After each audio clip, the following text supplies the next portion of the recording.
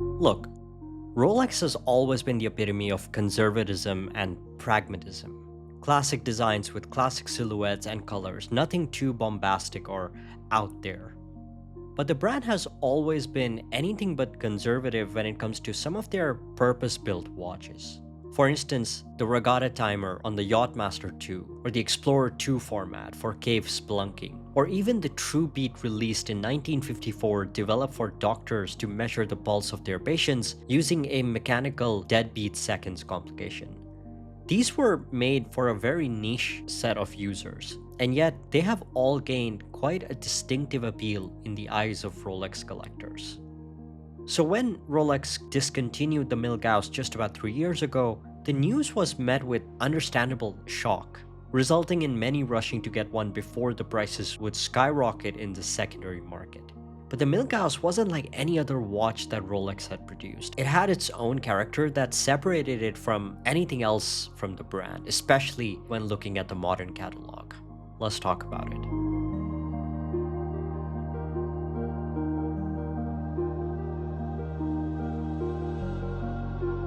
If you're looking for your next watch, check out Swiss Connection Watches for new or pre-owned watches with new arrivals every week.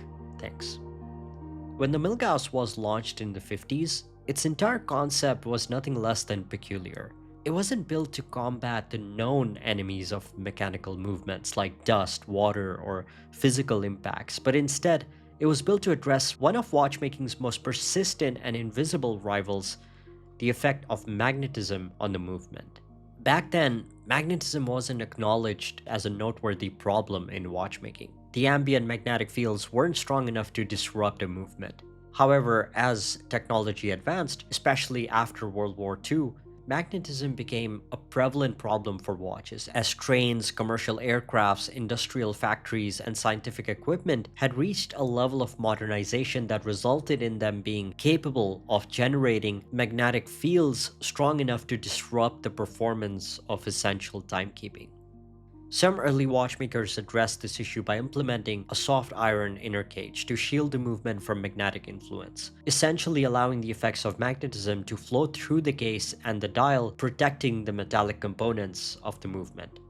So, like the big brands of the time, Rolex also developed a watch with an anti-magnetic rating of 1000 Gauss, giving it the name Milgauss, which literally translated to 1000 Gauss in French.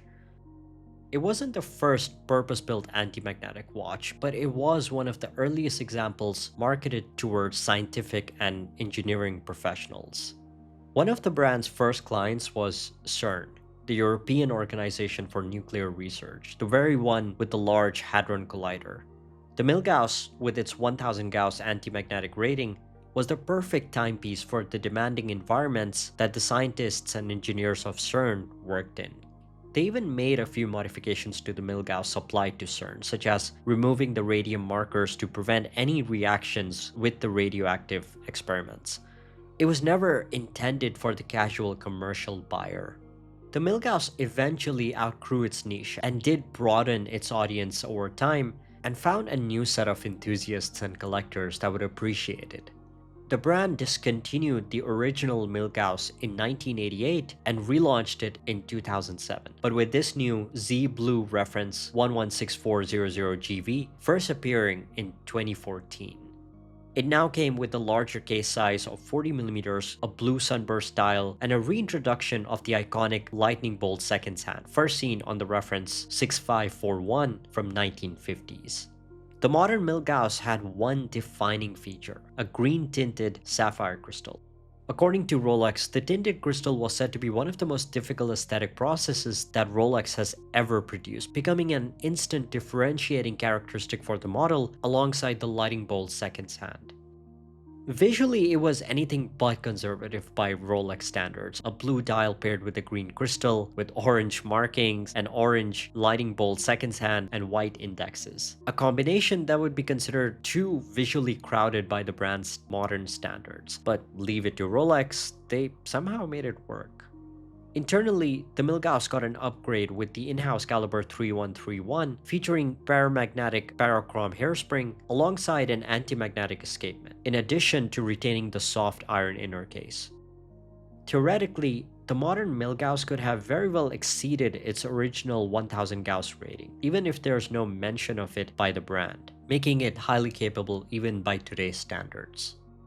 The allure of the Milgauss could be akin to a vinyl record player. It's not necessarily the most technologically superior method of playing music, nor the most advanced, but the ingenuity of a simple soft iron inner cage coupled with a distinct aesthetic will always give the Milgauss its cult status within the community. It carries a small sliver of horological history and hints at the whimsical side of Rolex that is rarely seen. While, like many, I wasn't happy to hear about its discontinuation in 2023, I am optimistic of its return. It's too important for the brand to just disappear forever. The only question is, when? Visit Swiss Connection Watches for more exceptional watches. Also, do subscribe if you enjoyed this video and want to see more. Thanks.